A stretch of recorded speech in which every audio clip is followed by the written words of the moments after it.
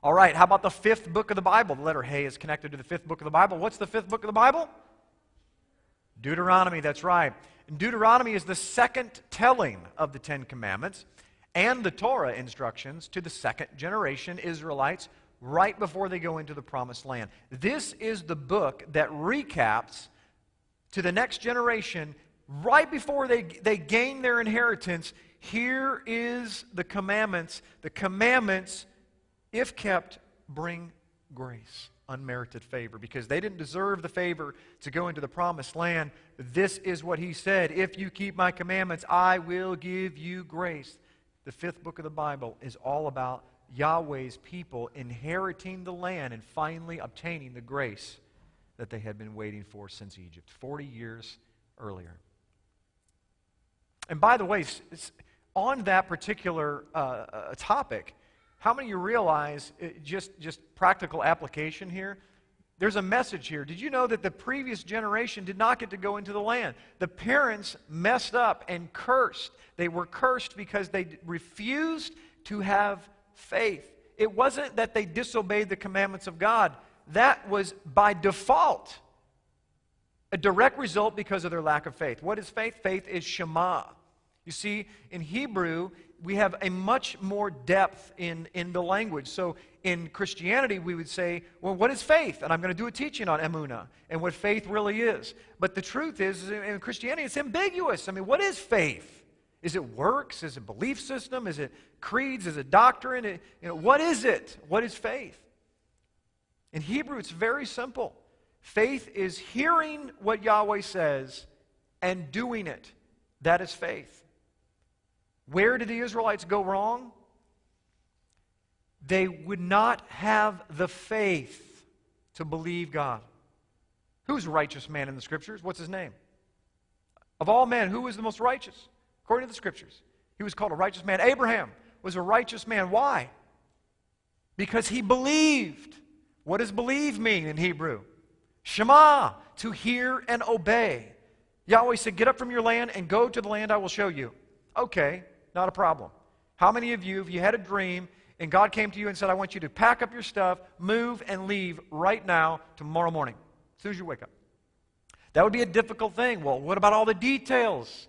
Because you know your wife's going to want to know all the details. If you're married for more than a week, so you haven't learned that yet, Jim.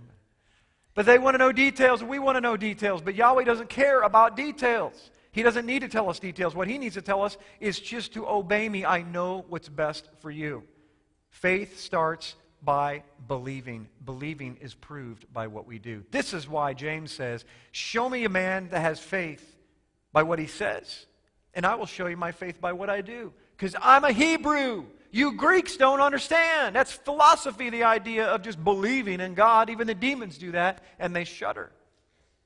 Faith without works is dead. He's a Hebrew man. He's the president of the Council of Jerusalem. He's Jewish, and he's on top of that a teacher. He knows the Torah. He's in charge of deliberating it and giving it out. He's teaching them right now like a rabbi. Don't look into the Torah and just be a hearer. Did you know that's what it says? And he even calls it the perfect law of liberty because it gives life to anyone that keeps it through faith. Amen?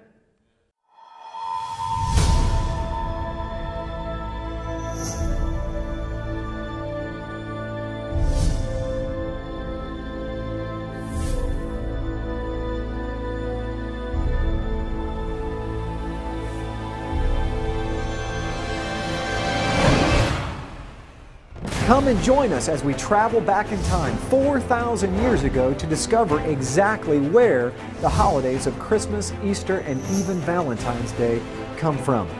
Why do we celebrate the birth of Jesus on December 25th? Whose birthday really is on December 25th? Where did we come up with December 25th? Where did the star on top of the Christmas tree come from?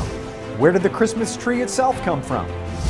Where did St. Nicholas come from? Are we sure that St. Nicholas even existed? Have you ever wondered where the famous phrase, ho, ho, ho, comes from?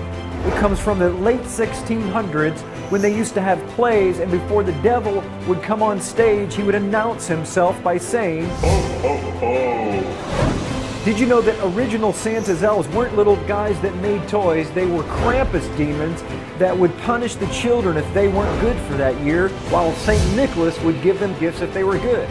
Who is the Easter Bunny? Where did we get Easter eggs from? Why do we celebrate Easter on the first Sunday after the vernal equinox? Did you know that Christmas was illegal in the United States until the mid-1800s? Can we celebrate these holidays according to the Bible? This is by far the most popular video on the internet on the history of Christmas and Easter. This video has changed hundreds of thousands of people's lives, and it will change your life too.